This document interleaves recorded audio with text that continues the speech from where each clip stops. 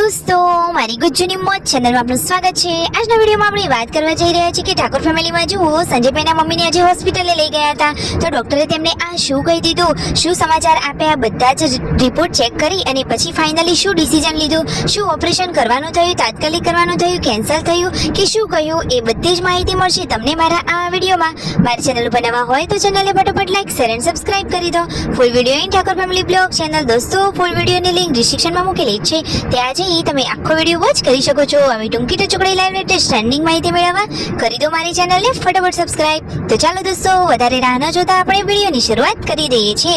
તો જુઓ દોસ્તો, વિડીયોમાં તમે લાઈવ જોઈ રહ્યા છો કે સંજયભાઈ સરસ મજાની ઉનાળાની સિઝનમાં ઠંડા પાણીમાં લીંબુ શરબત બનાવી રહ્યા છે।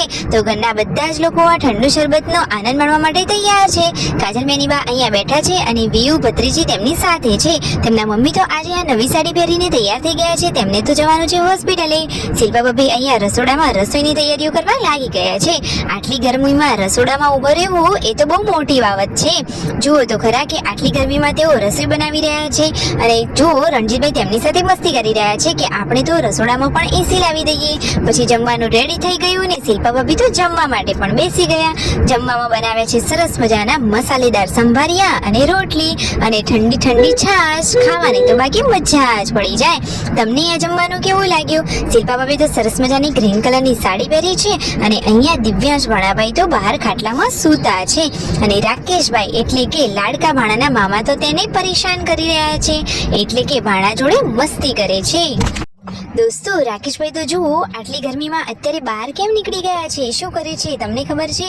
જુઓ તો ખરા કે ઘરમાં બધું સાફ સફાઈનું કામ ચાલી રહ્યું છે અને શિલ્પા ભાભી ઘરમાં બધું સરખું કરી રહ્યા છે અને રાકેશભાઈ તો આ બધી વસ્તુઓ નોટિસ કરી રહ્યા છે કે ઘરમાં બધી વસ્તુઓ કેવી પડી છે। અને આજે તો તેમના મમ્મીને જવાનું છે હોસ્પિટલે, તો હોસ્પિટલ કઈ જગ્યાએ જવાનું છે, તેમની સાથે કોણ જવાનું છે, શું પૂનમ ભાભી પણ આજે હોસ્પિટલે જવાના છે, શું તેમને ચેકઅપ કરાવવાનું છે કે કઈ રિપોર્ટ કરાવવાના છે, તમને ખબર છે? ખબર ના હોય તો માહિતી મેળવવા માટે ચેનલ ઉપર અંત સુધી બનાવી રહીજો। અને જુઓ તેમના મમ્મીને હોસ્પિટલે લઈ જવાના છે તો રણજીતભાઈને સંજયભાઈ લઈને જશે અને જુઓ સંજયભાઈના પપ્પા તો ઘરે જ રહેવાના છે, શું તેઓ સાથે જવાના નથી? અને તેમને તો અત્યારે આ નવો મોબાઈલ ગિફ્ટમાં મળી ગયો છે તો એ તો એને યુઝ કરતા શીખી રહ્યા છે। જુઓ અને ફોનમાં અત્યારે તેઓ વાતોચીતો કરી રહ્યા છે અને હવે તેમનો જૂનો ફોન આવી ગયો છે સંજયભાઈના મમ્મી જોડે। દોસ્તો, હવે જુઓ રાતનું જમવાનું બનવાનું રેડી થઈ રહ્યું છે। શિલ્પા ભાભી તો રસોડામાં રસોઈના કામમાં લાગી ગયા છે। જુઓ બપોરે પણ એમને જમવાનું બનાવ્યું અને આજે તો રાત્રે પણ એમનો જ વારો આવી ગયો છે। અને જુઓ બાજુમાં શાકનો વઘાર કરી રહ્યા છે કાજલ બેનીબા। કાજલ બેનીબાના શાકનો ટેસ્ટ તો બાકી એક નંબર હોય છે, એમના હાથનું બનાવેલું શાક તો બધાને બહુ જ ભાવે છે।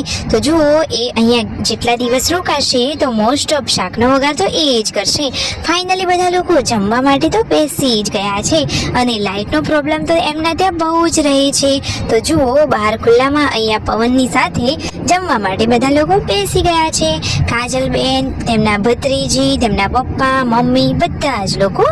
તો ફાઇનલી દોસ્તો, હવે તેમના મમ્મીને ડોક્ટરે શું કહ્યું ચાલો તમને જણાવી દઈએ। તો ડોક્ટરે તેમને ઓપરેશન કરવાની હવે ના પાડી છે, આ તો એકદમ ખુશીની વાત કહેવાય। અને તેમને અત્યારે બંને પગે પાટા બાંધ્યા છે અને દવા આપી છે, તો દવાથી રાહત થઈ જશે, તો હવે ઓપરેશન કરવાની કોઈ જરૂર નથી। આ ખુશખબરી કોને ગમી? કરી દો ફટાફટ લાઈક, શેર એન્ડ સબસ્ક્રાઇબ।